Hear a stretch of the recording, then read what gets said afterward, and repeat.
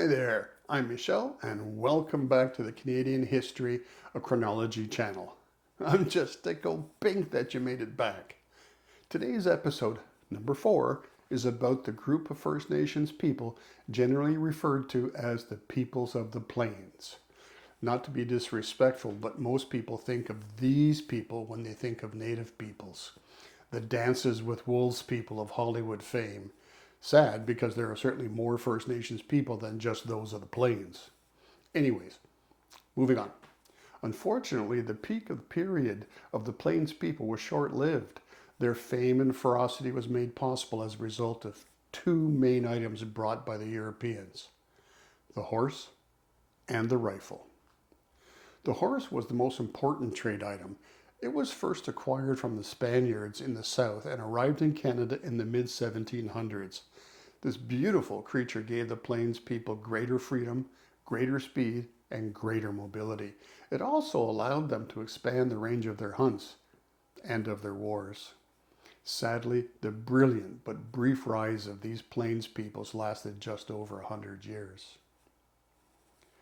Of the Plains people, the most powerful group on the Plains was the Blackfoot Confederacy.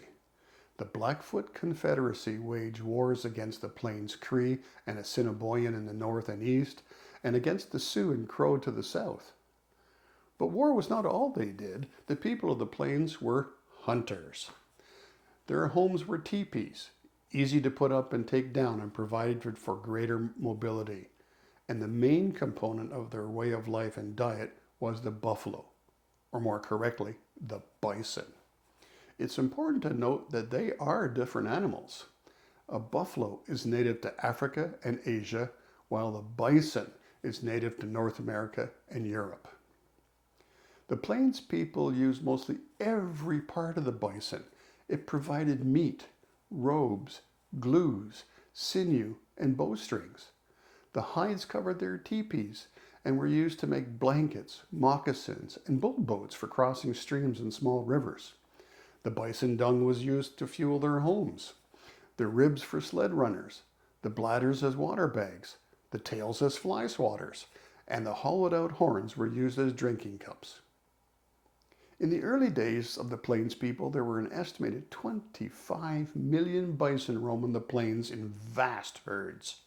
Unfortunately, after first contact with the Europeans and by the late 1880s, the bison population was reduced to fewer than 600 bison.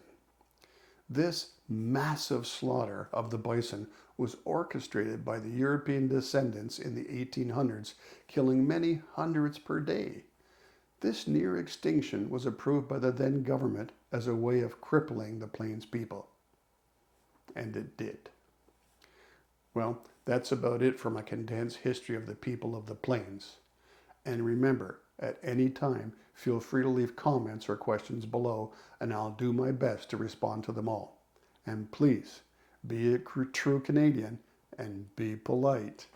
And stay tuned for episode 5, the people of the Pacific Northwest. And if you like this content, please subscribe to my channel and give it a thumbs up.